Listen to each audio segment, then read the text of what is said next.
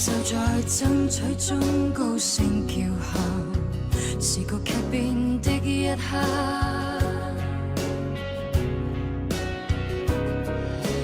當此刻一雙手被你緊握，不想知你快要跟他進化，時代要一天天分薄你我未來，難得一起時別要放開，誰願意躋身於複雜裏精彩，只想與你簡單相愛。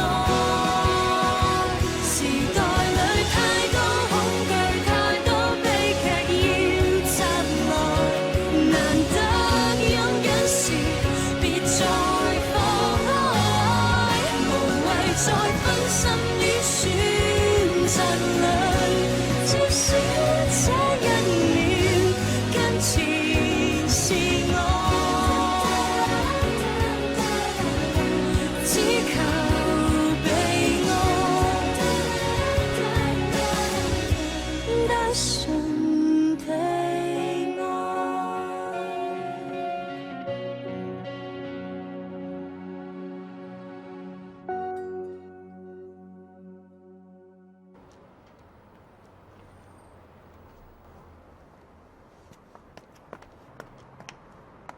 លោកចុងអ្នកនាងសៃឲ្យមនុស្សមកប្រាប់ថាពេលនេះនាងកំពុងបដូរខោអាវបើលោកចាំបានសូមចាំបន្តិចទៅមិនអីទេមិនមែនលើកដំបូងទេគេចង់ឲ្យចាំគឺចាំទៅ លោកចុងមកចាំយូរហើយអ្នកនាងមិនខ្លាចថា ខ្លាចស្អីទេខ្លាចគាត់ខឹងឬទៅបាត់នេះជាការភ្នាល់របស់ខ្ញុំ ការភ្នាល់ ជាការភ្នាល់ដែលខ្ពស់បំផុតបើមិនចាញ់គឺឈ្នះតែវាក៏សំតម្លៃដែរ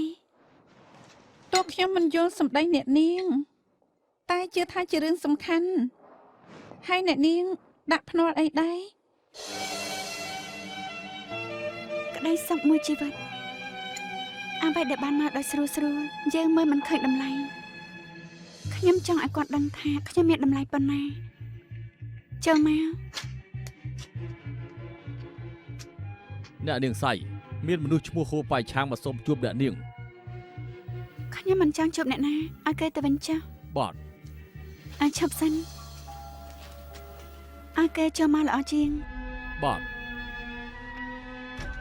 ហេតុអីមិនជួបមេធាវីចុងតែបែរជាជួបមេធាវីហួរ គេក៏ជាកូនដែររបស់ខ្ញុំ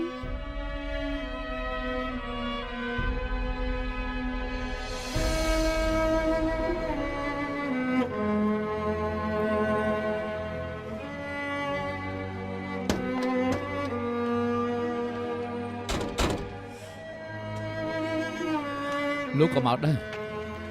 អូយប់នេះខ្ញុំមានជប់លៀងកន្លែងផ្សេងមកមិនទាន់ការសម្ដែងអ្នកនាងសៃទើបចង់នាំគេទៅប៉ាវបើជាការប៉ះពើអ្នកនាងប្រាប់ឲ្យចាំខ្ញុំក៏ចាំរហូត ខ្ញុំមិនបានប្រាប់ឲ្យចាំទេលោកចង់ទៅពេលណាក៏បាន នាងក៏ដឹងថាខ្ញុំមិនទៅ អ្នកណាក៏ដឹងថាលោកចង់គិតយ៉ាងម៉េចរឿងខ្លះគិតថាដឹងតែចង់ក្រៅក៏ខុស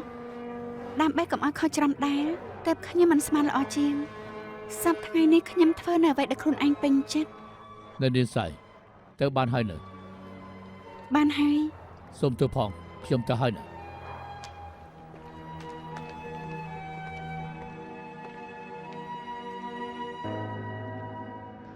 In law, the defendant is presumed to be innocent. It is not for the defendant to prove that. តាមច្បាប់អង់គ្លេសចុងចោតមិនចាំបាច់បញ្ជាក់ភាពស្អាតស្អំឲ្យតែដើមចោតបង្ហាញផតតាំងបញ្ជាក់ថាមានហេតុផលគ្រប់គ្រាន់ទេក្នុងការអះអាងកំហុសរបស់ចុងចោតដោយសារដើមចោតគ្មានផតតាំងបញ្ជាក់កូនក្តីខ្ញុំក៏មិនចាំបាច់ត្រូវតបសំណួរដោយសារតែសាក្សីផតតាំងមិនគ្រប់គ្រាន់ The prosecution is failed to establish a prime រឿងក្តីនេះតុលាការសម្រេចឲ្យលើកប្រយោជន៍ឲ្យចុងចោត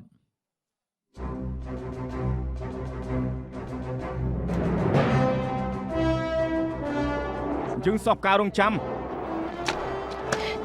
ហើយយ៉ាឈប់សិនអ្នកប្រុសចង់ប្រាប់ថាជួយប្រកាសជាជួយបងទី5បងចេះអត់ធ្មត់ខ្លះបានទេ ខ្ញុំក៏មិនជឿពួកអ្នកមានដែរ លើកនេះលោកយាយនិងពូឆាត្រូវជាប់គុករអត់គឺត្រូវពឹងលើគេ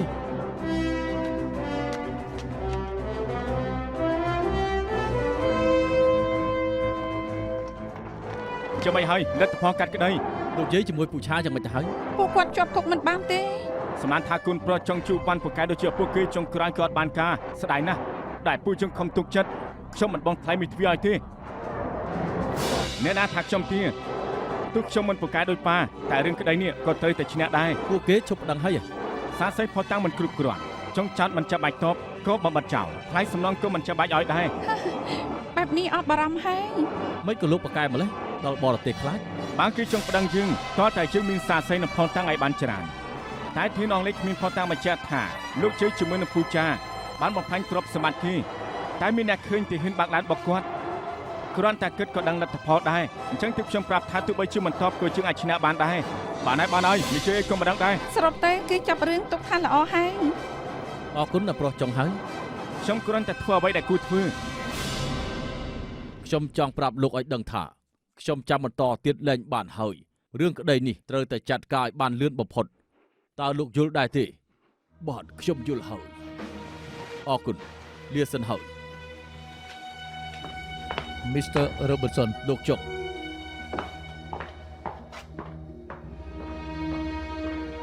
ដូចជា អាធើអញ្ជើញអង្គុយអាធើខ្ញុំប្រហែលជួយទៀតមិនបាននោះទេកូនប្រុសលោកឈ្នះក្តីគួរទៅបានហើយនៅទៀមទាគេទៀតពេលនេះធ្វើឲ្យខាងកងទ័ពអង់គ្លេសខឹងខ្លាំងណាស់ទំនាក់ទំនងរដ្ឋាភិបាលយើងក៏មានបញ្ហាដែរ រឿងនេះខ្ញុំក៏ដឹងខ្លះដែរតែវិញខ្ញុំទៅសួរកូនរួចហើយខ្ញុំផ្ដល់ចម្លើយឲ្យវិញ អាធើលោកធ្វើការម៉ត់ចត់រហូតមកទើបយើងបានស្នើឈ្មោះលោកឲ្យទទួលគ្រឿងរាជកូនប្រុសលោកមកធ្វើបែបនេះមិនត្រឹមតែធ្វើឲ្យថ្នាក់លើមើលមុខគ្នាមិនចំនោះទេបន្តិចទៀតពេលលោកស្នើសុំគ្រឿងរាជពោះជើងនេះវាអាចមានបញ្ហាកថាបាន លោកជារឿងឡើងឋានៈខ្ញុំមិនសំខាន់ទេតែខុសត្រូវគឺត្រូវតែមានរឿងមួយផ្សេងទៀតលោកជាលោកសាគិតតែមើលទីហ៊ានអង់គ្លេសដែលមកហុងកុងទុកខ្លួនជាអបិជនរបស់យើងបែបនេះគេហ៊ានបើកឡានបុកមនុស្សផ្ដេសផ្ដាស់បើសិនជាធ្វើឲ្យប្រជាជនមិនពេញចិត្តធ្វើបាតកម្មនោះសំណាងដែលកូនប្រុសខ្ញុំឈ្នះក្តីទៅធ្វើឲ្យអ្នកស្រុកពេញចិត្តមួយកម្រិតដូច្នេះខ្ញុំថាឆាលមិនត្រឹមតែមិនខុសថែមទាំងមានគុណសម្បត្តិទៀត លោកប៉ាសំដី Mr. Robertson គ្រាន់តែគំរាមជើងមិនចាំបាច់ខ្លាចនោះទេ ប៉ាមិនដែលខ្លាចនរណាទេដូច្នេះហើយបានជាឯងចង់ជួយគេទៅប៉ាមិនចំទាស់ប៉ុន្តែបានឈ្នះក្តីហើយហេតុអីមិននៅស្នើតុលាការឲ្យទីហ៊ានអង់គ្លេសសងថ្លៃសំណងទៅខ្ញុំគ្រាន់តែទាមទារជំនួសជនរងគ្រោះថាខុសដែរហុងកុងនៅក្រោមអាណានិគមអង់គ្លេសផលប្រយោជន៍ពួកគេយើងមិនប៉ះពាល់បានទេពួកគេមិនគិតដល់ភាពយុត្តិធម៌ទេគេគិតថាឯងជួយពួកនោះច្រើនជាងយល់ប៉ុណ្ណឹងបានចេះគិតខ្លះផងអ្វីដែលកូនក្តីឯងត្រូវការគឺជាលុយមិនមែនទាមទារកិត្តិយសទេ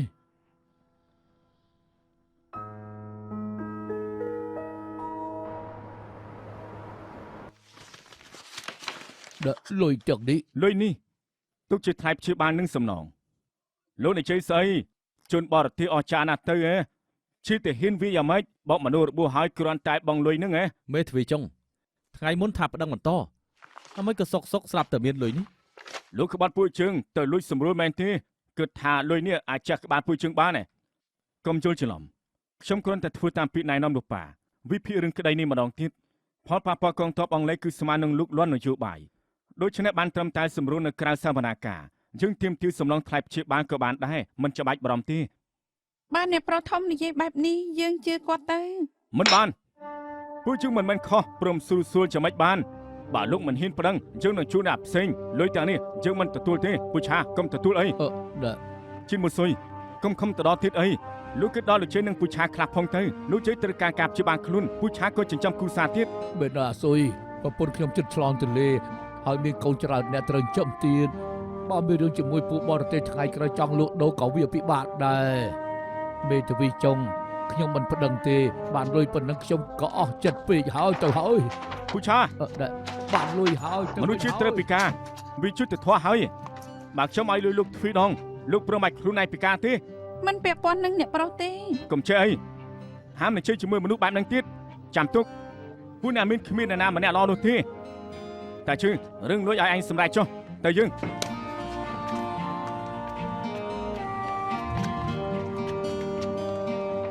យើងត្រូវការភាពយុត្តិធម៌មិនមែនលុយនេះទេ ឡើងខ្ញុំទៅដៃខ្ញុំឈឺហើយ វាគួរឲ្យខឹងពិតមែនបងធ្វើឲ្យអូនខឹងហើយហ៎ លុយនោះខ្ញុំសងអ្នកប្រុសធំវិញហើយ ប្រាប់ឲ្យថាគេមិនចង់ជួយយើងសំដែងជាមនុស្សល្អចុងក្រោយនៅខាងពួកបារាំង តកូលចុងមានឥទ្ធិពលមិនចម្លែកនោះទេមកពីពួកយើងវាល្ងងស្មានថាគេចង់ជួយយើងដោយចិត្តស្មោះ ប៉ុណ្ណឹងគាត់ក៏ជួយយើងច្រើនហើយជួយដោះស្រាយក្តីដោយមិនយន់លុយហើយទាមទារសំណងឲ្យទៀតប៉ុណ្ណឹងគាត់ទុកថាគាត់ជួយហើយកុំថាឲ្យគាត់ទៀតអី គេប្រាប់ថាប្តឹងបន្តចុងក្រោយក៏មិនបានប្តឹងដែរប្រហែលជាពួកយើងធ្វើឡើងដើម្បីទាមទារផលប្រយោជន៍ បងកុំនិយាយអាក្រក់ស្ដាប់បានទេ បងទី10បងប្រាប់ឲ្យថាកុំជឿមនុស្សងាយពេកអីបើចង់ជឿត្រូវជឿបងម្នាក់បានហើយ បានហើយស៊ីយ៉ូនាងទៅផ្សារអញ្ចឹងយើងទៅផ្ទះមុនទៅ ប្រយ័ត្នខ្លួនផងណា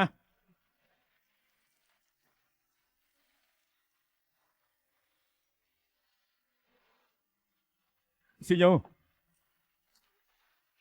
អ្នកប្រុសធំ ស៊ីយ៉ូលុយនេះជួយយកទៅឲ្យលោកជ័យផងណា បងជឿមិនទទួលទេ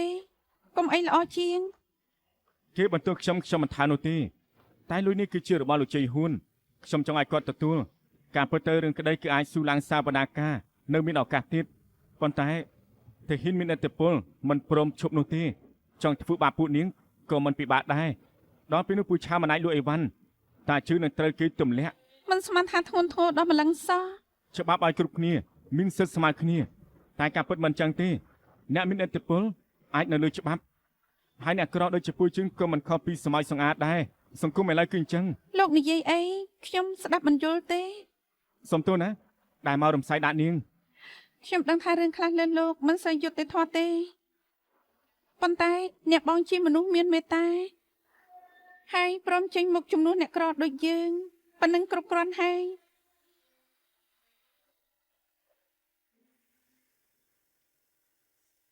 អូយនេះមានរឿងអីកើតឡើងស្ងប់អារម្មណ៍សិនទៅជឿខ្ញុំពួកយើងនឹងចាត់ការឲ្យអូខេខ្ញុំទុកពេលឲ្យលោកថ្ងៃច័ន្ទក្រោយត្រូវដោះស្រាយបញ្ហាអស់មានរឿងអីទៅព្រឹកមិញយើងពិនិត្យឃើញថាស៊ីម៉ង់មានបញ្ហាយើងបានពិនិត្យតំណែងយ៉ាងតឹងតែងតើមានបញ្ហាយ៉ាងម៉េចបានទៅយើងពិនិត្យរួចហើយឃើញមានលេខកបោសបើមិនជឿទៅមើលខ្លួនឯងទៅសុំទោស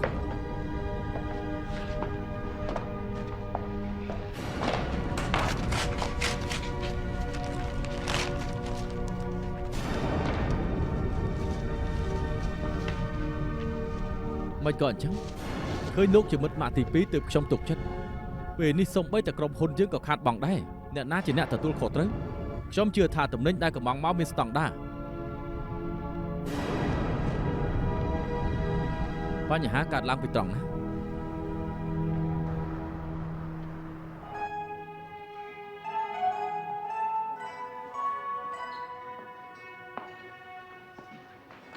អ្នកនាងខ្ញុំសូមអង្គុយជាមួយផងបានទេ ស្មានថាខ្លួនឯងនៅមានមុនស្នេហ៍តាមពិតជាប្អូនប្រឹង មិនមែនបងស្រីគ្មានមុនស្នេហ៍ទេតែមកពីអត្តចរិតខ្ពង់ខ្ពស់ពេកទើបបានជាគ្មានអ្នកណាហ៊ានឈង សម្ដីផ្អែមទុកបោកស្រីស្រីចឹង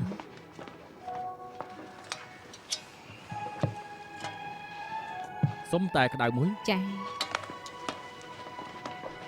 យ៉ាងនេះធ្វើការនៅក្រុមហ៊ុនទម្លាប់ហើយនៅ ដំបង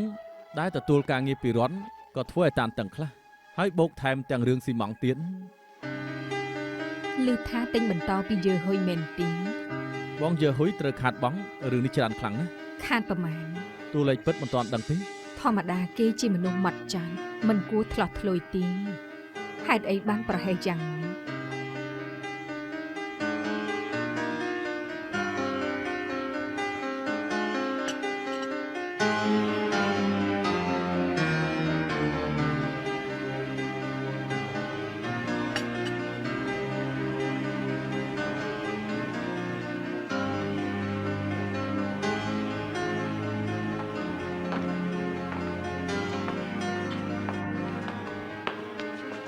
ដូចជាមានកាយដែរ លោកប្រហែលជាបានដឹងថាស៊ីម៉ង់ខ្ញុំមានបញ្ហា ខ្ញុំក៏លើព័ត៌មាននេះដែរមានអីឲ្យខ្ញុំជួយដែរទេ លោកចុងទំនិញខ្ញុំមានមនុស្សលួចប្រើល្បិចពេលដឹកជញ្ជូន មិនចឹងទេក៏ មិនអាចទេខ្ញុំឆែកនៅរោងចក្រផលិតហើយធានាថាគ្មានបញ្ហាតែស៊ើបដឹងហើយថាអ្នកបើកឡានដឹកស៊ីម៉ង់ជាកូនចៅរបស់ជីមីជាកូនប្រុសលោក ហើយគេធ្វើដើម្បីអ្វីទៅ ខ្ញុំក៏ចង់ដឹងដែរទើបខ្ញុំចង់ឲ្យលោកទៅសួរគេថាជាបជាពីឪពុកឬក៏អត់ ហើយមានផតតាំងទេបើលោកមានខ្ញុំនឹងជួយប្តឹងឪពុកជីមីឲ្យ មេធាវីជំនាញរឿងច្បាប់មិនអាចល្ងងបន្សល់បាននោះទេប៉ុន្តែរឿងខ្លះដឹងតែក្នុងចិត្តបានហើយ បើគ្មានផតតាំងខ្ញុំជួយមិនបានទេសុំទៅផងហើយរឿងរោងចក្រផលិតស៊ីម៉ង់មិនគួរឆ្លោះឆ្លួយទេខ្ញុំទៅសិនហើយលោកឈី ខ្ញុំមិនព្រមចាក់ចេញពីហុងកុងទេកុំគិតថាប្រើវិធីកខ្វក់អាចដេញខ្ញុំចេញទៅបានឯសោះ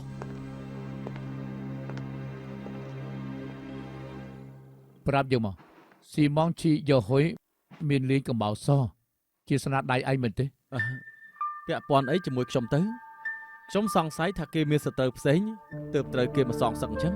តែគេប្រាប់ថាអ្នកបើកឡានក្រៅពីដូរទំនិញហើយឯងក៏ដូរគេទៅកន្លែងផ្សេងហើយវាក៏ចិត្តដិតជាមួយនឹងឯងដែរហើយគេគម្រាមថាបើឯងមិនយកទំនិញទៅសងគេទេគេនឹងប្តឹងប៉ូលីស តែស៊ីម៉ង់ទាំងនេះ សម្រាប់ថាជាធ្វើដៃឯងមែនទេយើងសួរថាឯងធ្វើពិតឬអត់ មែនហើយខ្ញុំជាអ្នកធ្វើ យើងក៏ដឹងថាឯងជាអ្នកធ្វើតែយើងចង់ដឹងថាឯងធ្វើអី ខ្ញុំគ្រាន់តែចង់សងសឹកឲ្យប៉ាតែប៉ុណ្ណោះ សងសឹកឲ្យយើង តាំងពីឈីយ៉ូហ៊ុយមកនៅហុងកុងប៉ាក៏មិនដែលមានក្តីសុខទើបខ្ញុំចង់ជួយកម្ចាត់សត្រូវឲ្យ កំណត់ល្ងីល្ងើរឿងយើងនឹងឈីយ៉ូហ៊ុយពាក់ព័ន្ធអីនឹងឯងទោះជាយើងចង់ចាត់ការគេក៏ត្រូវលេងយ៉ាងបើកចំហប្រគល់ប្រជែងខាងចំនួនបែបទល់មុខគ្នាហេតុអីក៏ប្រើវិធីកខ្វក់ដូចឯងនេះ ប៉ាធ្លាប់ប្រាប់ខ្ញុំថាបើចង់ធ្វើការឲ្យសម្រេចត្រូវតែប្រើគ្រប់មធ្យោបាយទាំងអស់ នៅហ៊ានតមកទៀត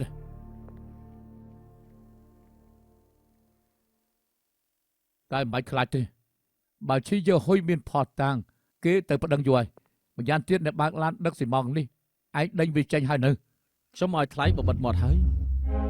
ច្បាស់ហើយថាគ្មានបញ្ហា គ្មានទេប៉ាទុកចិត្តចុះ យើងប្រាប់ឯងហើយរឿងនេះហាមប្រាប់អ្នកណាចិត្តដាច់ខាតសូម្បីតែបងប្រុសឯងជាពិសេសម៉ាក់ទី2 ខ្ញុំដឹងហើយ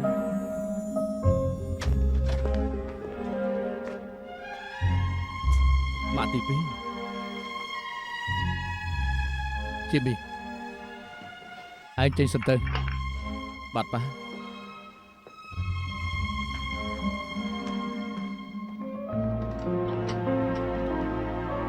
ហេតុអីត្រូវធ្វើបែបនេះ ចង់ស្ដាប់បងនិយាយ ចង់ដោះសារអ្វីទេសម្ដីបងមុននេះខ្ញុំបានលើកអស់ហើយស្មានមកដល់ថាបងប្រើវិធីក៏ខ្វក់ទៅធ្វើបាបឈីយើហ៊ុយខ្ញុំស្មានថាបងជាមនុស្សចិត្តទលីមិនប្រកាន់អតីតកាលរវាងខ្ញុំនិងគេពេលនេះទើបខ្ញុំដឹងថាខ្ញុំជឿចិត្តមនុស្សខុស អូនមិនជឿបងទេព្រោះមិនបានទុកចិត្តបងមិនចឹងតាំងពីថ្ងៃដំបូងដែលយើងស្គាល់គ្នាអូនក៏មិនលាក់បាំងទំនាក់ទំនងឈីយើហ៊ុយបើអូនមិននឹកដល់មនុស្សម្នាក់នេះទេអូនក៏មិនទៅជួបគេម្ដងហើយម្ដងទៀតដែរ ខ្ញុំប្រាប់បងច្រើនដងហើយថាខ្ញុំទុកគេជាមិត្តធម្មតាមិនក៏បងមិនជឿខ្ញុំ បើអូនទុកគេជាមិត្តភក្តិធម្មតាមែនអូនមិនខឹងដល់បងដល់ថ្នាក់នេះនោះទេរឿងពាក់ព័ន្ធជាមួយគេបងក៏មិនចង់រំលឹកចង់គិតយ៉ាងម៉េចក៏គិតចុះ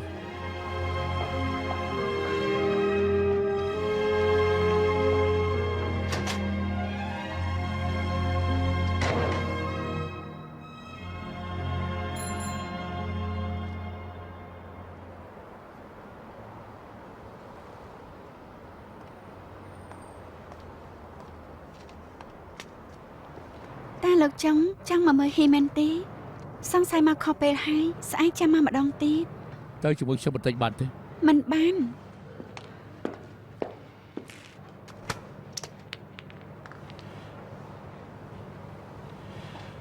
លើកមុននាងឲ្យមនុស្សមកគប់ខ្ញុំដើម្បីឲ្យខ្ញុំជួយលើកនេះខ្ញុំគប់នាងវិញព្រោះចង់ឲ្យនាងនៅជាមួយខ្ញុំ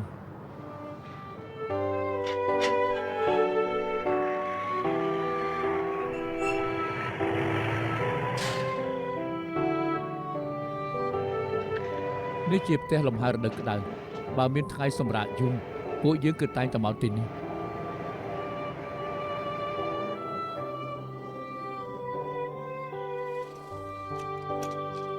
លោកម្ចាស់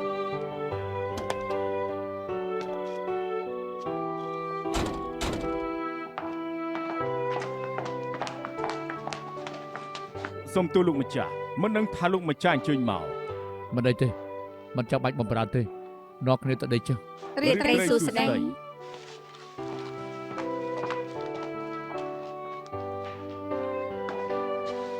នៅឈរធូរស្អីទៀតអង្គុយទៅ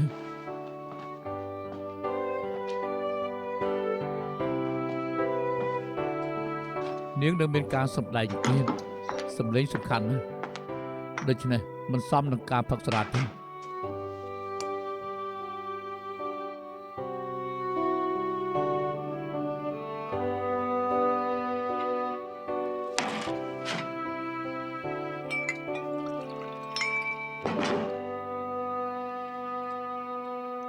ខឹងខ្ញុំ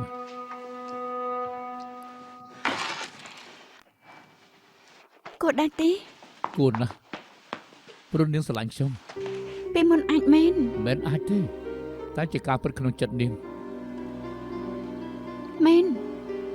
តែគួរឲ្យស្ដាយពេលហួសទៅហើយ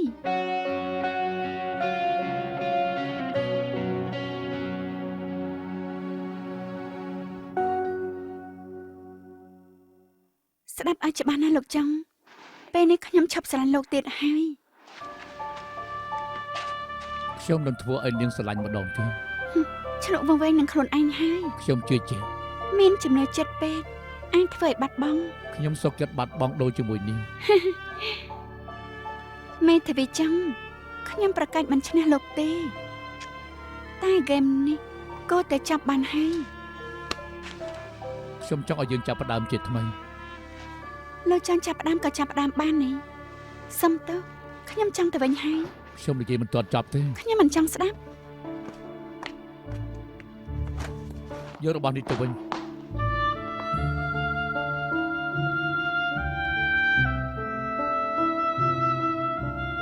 ធ្វើបែបនេះបានន័យថាម៉េច របស់នេះខ្ញុំធ្លាប់ឲ្យនាងវាអាចគ្មានតម្លៃចំពោះនាង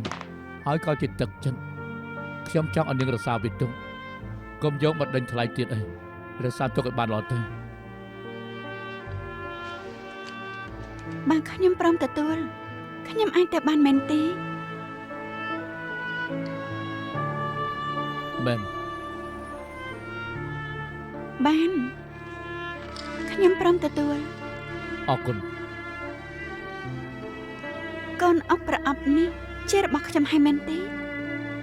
ជារបស់នាងរហូតទៅ អរគុណបានន័យថាខ្ញុំមានសិទ្ធិចង់ធ្វើអ្វីក៏បានមែនទេ កុំ លោកមកបញ្ជាខ្ញុំមិនបាន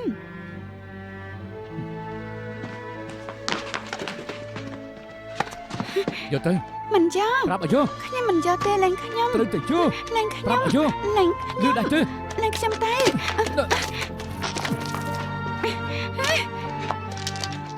កុំមករវល់នឹងខ្ញុំកុំមករវល់នឹងខ្ញុំចង់ទៅវិញតាយកទេ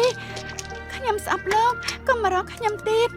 ខ្ញុំមិនចង់ឃើញលោកទៀតទេចេញឲ្យឆ្ងាយទៅចេញទៅ ក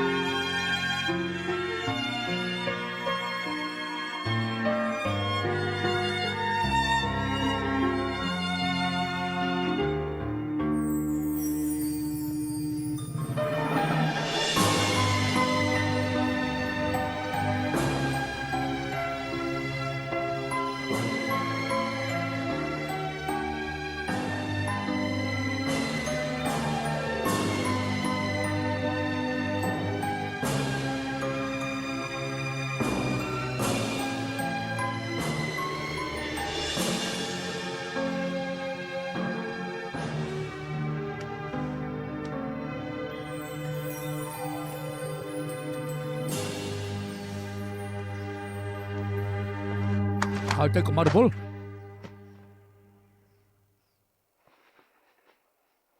សុំទោសខ្ញុំមិនគិតថាជានាង កំពុងនឹកអ្នកស្រីទី2មែនទេ ខ្ញុំសុំទោសខ្ញុំមិនគួរស្រ័យកំហុកទេ បានផ្លេចគាត់មិនបានលោកម្រកខ្ញុំធ្វើអី ជាជិននាងថាផ្ទះនេះស្អាតទេបើនាងស្រឡាញ់ខ្ញុំលើកឲ្យ លោកតើខ្ញុំជាអ្វី ខ្ញុំមិនបានដឹងចឹងទេ ចឹងជាវ៉ានខ្ញុំប្រាប់លោកឲ្យដឹងអ្នកដែលទុកថាខ្ញុំគ្មានតម្លៃគឺជាលោក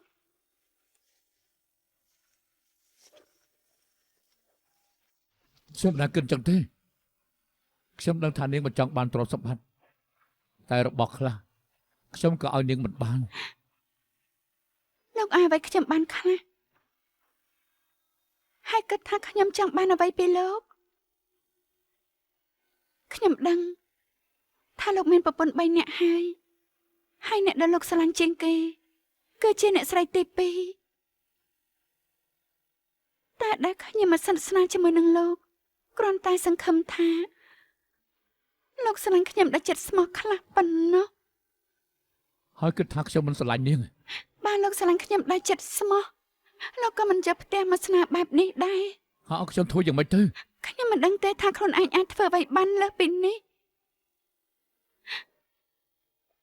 ខ្ញុំតាក់ទងលោកខ្ញុំមិនចង់បានអ្វីឡើយបើលោកផ្ដោតឲ្យខ្ញុំមិនបាន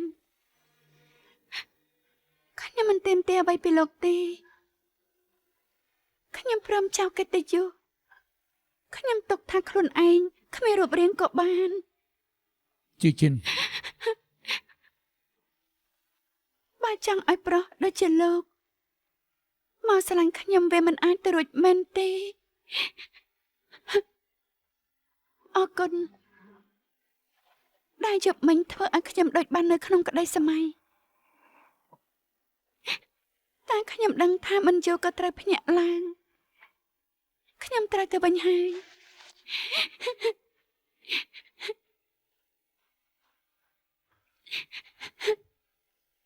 ខ្ញុំជូននាងទៅវិញ មិនបាច់ទេព្រោះផ្លូវពួកយើងវាមិនដូចគ្នាខ្ញុំមិនចង់រំខានលោកទេមេធាវីចង់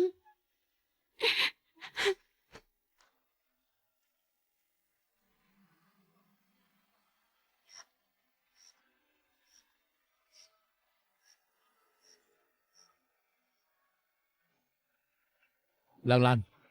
អរខ្ញុំទ្រាំមើលមនុស្សស្រីម្នាក់ដើរច្រើនម៉ោងទៅមកដល់ទីក្រុងអរខ្ញុំទ្រាំមើលបានទេឡើងឡើងឡើងឡើង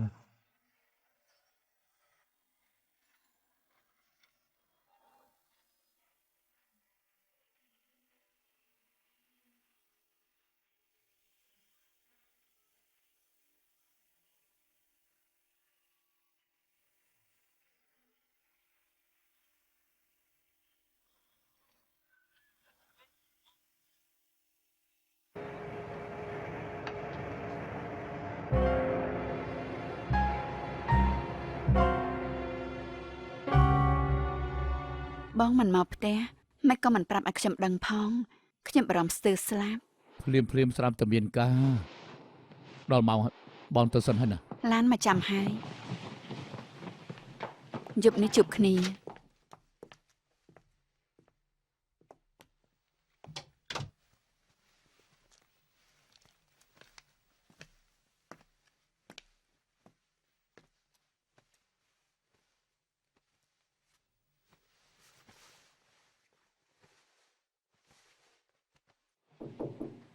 ចូលមក អ្នកបង អូនាងទេអី យ៉ាងម៉េចហើយគាត់និយាយអីខ្លះ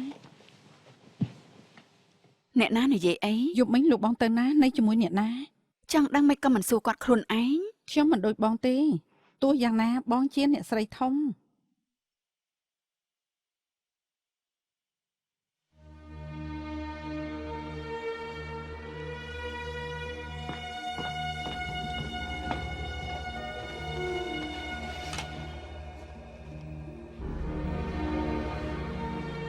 Thank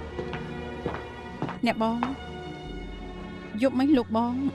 ប្រហែលតរស្រីផ្សេងសាក់ហាត់មើលទៅទឹកអប់ក្លិនស្រាលមិនមែនស្រីបងទេ នាងចង់និយាយអីឲ្យប្រកាសទៅ ខ្ញុំថាអ្នកដែលនៅជាមួយលោកបងយប់មិញប្រហែលជាខាងជឿជីន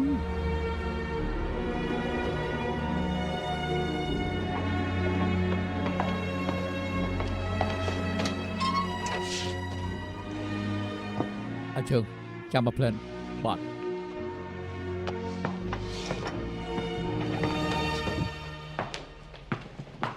លោកម្ចាស់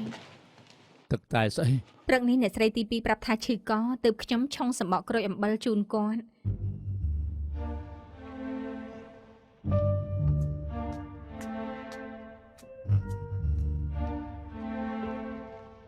អ្នកស្រីទី2ទឹកសម្បកក្រូចអំបិលមកហើយទុកនឹងចោលអ្នកស្រីលោកម្ចាស់មក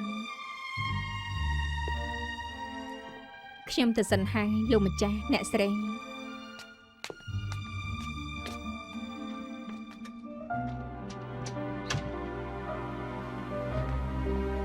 ធ្លាប់គិតទេថាយប់មិញអូនយល់ច្រឡំ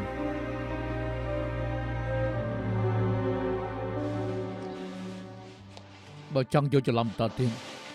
ក៏តាមសប្បាយបើចូលចិត្តធ្វើប្រងើយបងក៏មិនថាគ្រប់យ៉ាងស្រេចតអូនទាំងអស់ ធ្វើដំណើរឲ្យស្រួលណាស់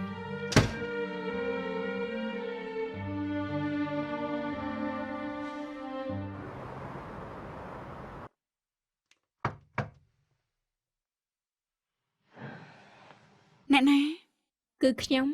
ហ្វីហ្វី ចាំមកទ្វារមិនបានដាក់កលឹះទេ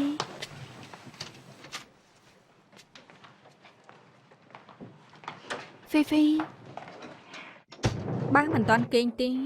មកញ៉ាំអីបន្តិចទៅល្ងាចមិញមិនបានញ៉ាំបាយជាមួយគ្នា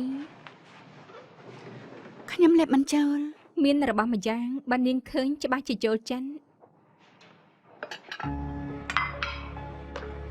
យ៉ាងម៉េចដែរខ្ញុំចាំបានថាកាលពីក្មេងបាននាងត្រូវលោកគ្រូដាក់ពីណីខ្ញុំតែងតែធ្វើពងមាន់ផ្អែមឲ្យនាងញ៉ាំ ខ្ញុំចាំបានជាពិសេសលើកដំបូងដែលត្រូវរំពាត់លោកគ្រូវត្តខ្ញុំឡើងកន្ទោជើងនាងប្រាប់ថាត្រូវប្រើពងស្អំឲ្យបាត់ជាប់តែខ្ញុំថាកុំអីល្អជាងយកមកញ៉ាំវិញល្អជាង សៃហ្វុងហួងដែលខ្ញុំស្គាល់ជាមនុស្សស្រីដែលរឹងមាំលំបាកប៉ុណ្ណាក៏មិនចេះខ្លាចដែរ តែលើកនេះមិនមែនលើកនេះពិបាកឆ្លងណាស់ យប់មិញនាងមិនបានមកវិញនាងនៅជាមួយគេឯងប្រុសដែលមើលមិនឃើញតម្លៃនាងគេស័ក្តិសមដែរទេ បន្ទោគេក៏មិនត្រូវដែរព្រោះកន្លងមកមានតែខ្ញុំដែលចិត្តទន់មកក្រាស់ទៅរកគេខ្លួនឯង កុំថាឲ្យខ្លួនឯងអញ្ចឹងឯងស្នេហាជារឿងដែលយើងមិនអាចបង្ខំបាន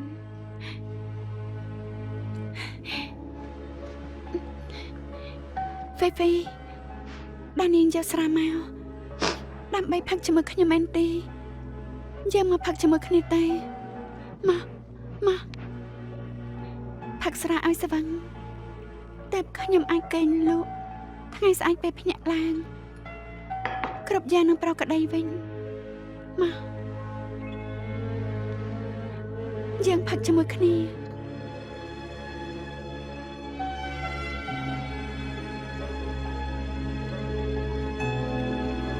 ផឹកមកបែងទៀត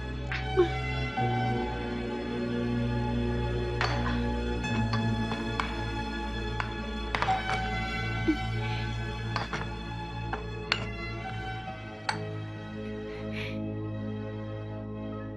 ហ្វីហ្វីអស់ស្រាហើយតែយកមកទៀតមក នាងស្វឹងហើយឆាប់ទៅគេងទៅ ខ្ញុំចង់ផឹកទៀតខ្ញុំចង់ផឹកទៀត ថ្ងៃក្រោយចាំផឹកទៀត ហ្វីហ្វីហ្វីហ្វីខ្ញុំមិនចង់នៅម្នាក់ឯងនៅជាមួយខ្ញុំបានទេ បានចាំខ្ញុំគេងជិះគ្នា ហ្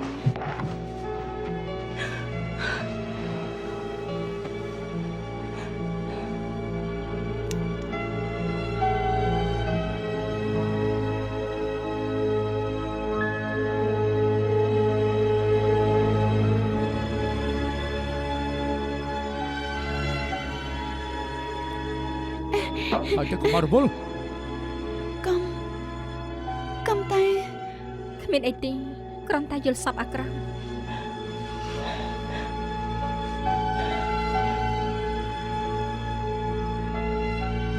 ទោះចំជួវ៉ានមិនស្រឡាញ់នាង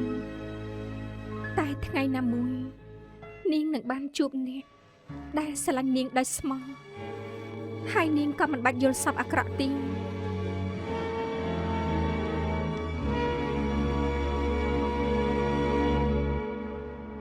អ្នកបងឮឆៃហើប្រាប់ថាថ្ងៃមុនឃើញលោកបងឆ្លោះគ្នាជាមួយអ្នកបងទី2 មានរឿងបែបនេះដែរហ៎ គឺយប់ដែលគាត់មិនបានមកផ្ទះនោះអីឮប្រាប់ថាដោយសារឈីយើហុយ ដែលធ្លាប់មកញ៉ាំបាយផ្ទះយើងប្រាប់ថាមកពីអង់គ្លេសហ្នឹងហ៎ក្រែងថាជាមិត្តប្អូនទី2ហ៎ ធម្មតាលោកបងមិនដែលសម្ដីខ្លាំងដាក់អ្នកបងទី2ទេ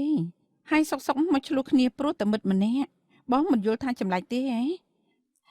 មិត្តចាស់ជាមិត្តប្រភេទណាឲ្យប្រកាសទៅដែលស្និទ្ធស្នាលជាមួយអ្នកបងទី2ស្គាល់គ្នាច្បាស់ប៉ុណ្ណា អ្នកបង អ្នកបងទី2ចង់ចេញក្រៅហ៎ មែនហើយចង់ទៅរកមិត្តចាស់បន្តិចអ្នកបងខ្ញុំទៅសិនហើយ ប្អូនទី3រឿងប្រុសយើងកុំចេះដឹងអីល្អជាងថែទាំផ្ទះជាទូនាទីរបស់យើងភរិយាមិនគួរចេះដឹងរឿងរបស់ស្វាមីចេះបញ្ចេញយោបល់ ខ្ញុំដឹងហើយថ្ងៃក្រោយខ្ញុំនឹងស្ដាប់សម្ដីអ្នកបង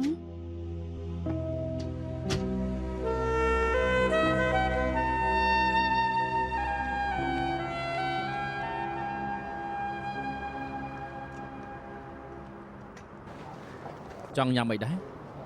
ខ្ញុំសុំកាហ្វេ សុំកាហ្វេមួយ ណាត់ចេញមកពេលនេះមិនធ្វើឲ្យខាតពេលទេមែនទេ នាងព្រមណាត់ខ្ញុំយ៉ាងណាក៏ត្រូវទៅមកដែរ ថ្ងៃមុនឮថាការងារលោកមានបញ្ហាខាតដើមអស់ច្រើនខ្ញុំជួយមិនបានច្រើនទេតែទុកជាសន្តានចិត្តតិចតួច បើជាលុយផ្ទាល់ខ្លួននាងខ្ញុំមិនទទួលទេហើយបើចង់សុំទោសជំនួសចង់ជួវ៉ាន់ខ្ញុំរឹតតែមិនទទួលលុយដែលខាតទៅទុកថាជាមេរៀន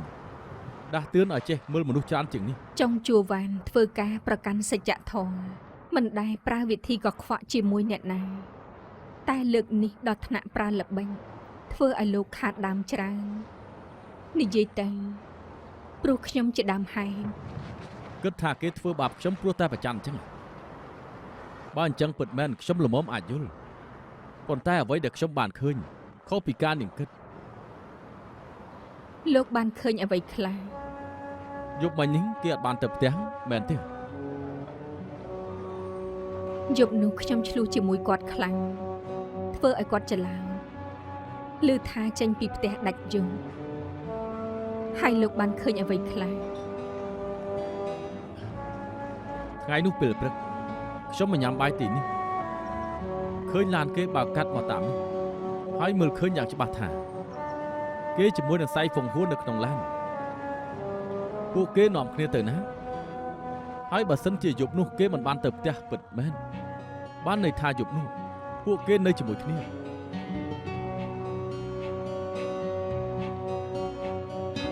គ្មានអីចម្លែកទេ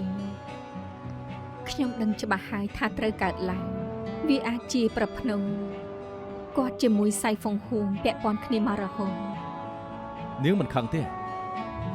គាត់មិនមែនស្រឡាញ់ស្មោះតែមួយ បើនាងគិតថាមានក្តីសុខខ្ញុំក៏មិនចង់និយាយតែបើសិនជានាងកាត់ទុកខ្ញុំមិននៅស្ងៀមនោះទេធ្វើអ្នកស្រីទី2ទៅកូលចុងមិនសមឋានៈនាងសោះខ្ញុំមិនដែលភ្លេចថាគ្រាមួយខ្ញុំធ្លាប់បានសន្យាអ្វីខ្លះជាមួយនាងតែពីមុនខ្ញុំមិនអាចមើលថែនាងបានត្រូវចោលនាងនៅស្រុកក្រៅតែម្នាក់ឯងជាកំហុសរបស់ខ្ញុំតែថ្ងៃនេះមិនដូចជាថ្ងៃមុនទេខ្ញុំមិនអោយនាងលំបាកទៀតនោះទេយើងទៅអង់គ្លេសវិញទៅ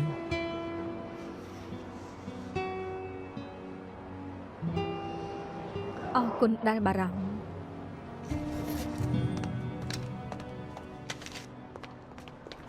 យិននាងយកវិញទៅរឿងដែលខ្ញុំប្រាប់នាងមិញនេះ យឺហុយ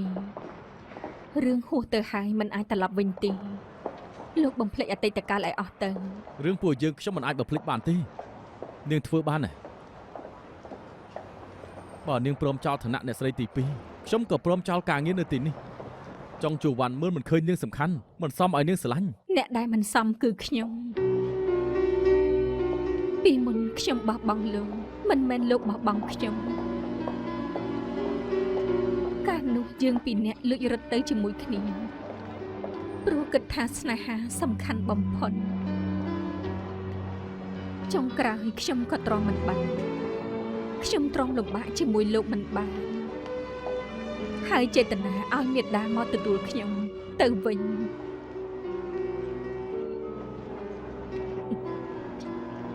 ទាំងនេះគឺជាការពិត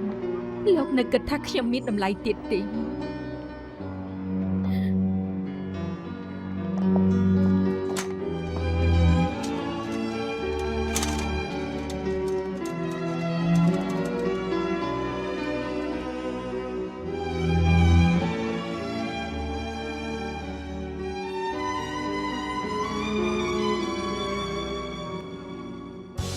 就在爭取中高聲叫喊，是個劇變的一刻。